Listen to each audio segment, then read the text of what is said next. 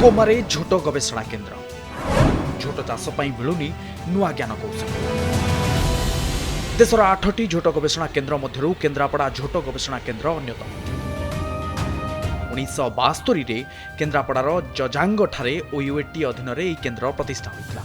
उद्देश्य थिला झोट चाष उपरे गवेषणा करी नुआ नुआ नलिता मंजी उत्पादन और ज्ञान कौशलर विकास, किंतु विभिन्न कारणरू गवेषणा होई पारु नाही। अन्यपटे केन्द्रापड़ा जिले में पूर्व व्यापक भाव झोट चाष होउथिले मध्य एबे आउ से भली देखिबाकू मिलु नाही। कौनसी प्रकार प्रोत्साहन मिलु नथुवारु चाषी एथिरु मुह फेराउछथि।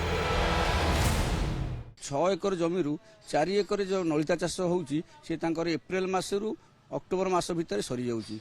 आ कोन तापर से 2 जन साइंटिस्ट जने क्लर्क जने पियन से कोन करूछन ता दर्शन मिलुनी। झोटर कौनसी प्रकार आउ सुविधा नहीं। झोट चाषी मानक प्रोत्साहन नहीं। झोटर बेपार वाणिज्य करने मंडी ना तो मान जो मैंने चाष कर अल्प केतक से कलिकतार नहीं दौरान। केन्द्रापड़ा झोट गवेषणा केन्द्र प्रतिष्ठा बेले यहाकू 53 एकर जमी दि जाइथिला। परे एथिरु कृषि विज्ञान केन्द्र को 36 एकर, एसपी ऑफिस पई 6 एकर और बिहन विशोधन केन्द्र को 5 एकर जमी दि जाइछि। किंतु विडंबनार विषय एबे झोट गवेषणा केन्द्र मात्र 6 एकर जमी रे सीमित। मात्र 2 जन वैज्ञानिक और अन्य कर्मचारी अछंती। वर्षकू थरे झोट चाष को छाड़ी किछि गवेषणा करा जाउ नाही। कृषि विभाग मध्य एथिप्रति दृष्टि देउनथुबा अभियोग होछि। ए एकमात्र ओडिसा रे थिबा गवेषणागार केन्द्र वर्तमान भूतकोटी पलटिछि।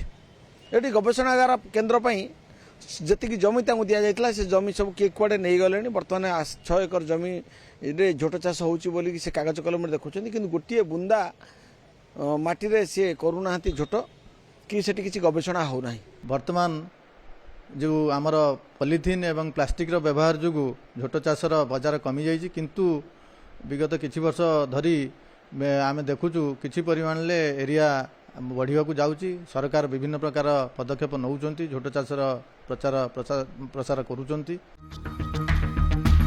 गवेषणा रे अवहेला सहित झोट बिक्री पई सरकारी मंडी मध्य नाही। धान ठारू झोटर मूल्य अधिक थिले भी चाषी प्रोत्साहन पाउनांती। बिक्री पई पश्चिमबंग उपरे निर्भर करबाक पड़ुछि। एथिप्रति सरकार दृष्टि देबाकू दाबी होइछि। सेबडे राज्य रे झोट बदल रे पॉलिथिन व्यवहार वृद्धि जोगु परिवेश प्रदूषण मध्य बढ़ुछि। केन्द्रापड़ारू कैमरा पर्सन राजेंद्र परिडांक सह संतोष पंडांक रिपोर्ट, कनक न्यूज।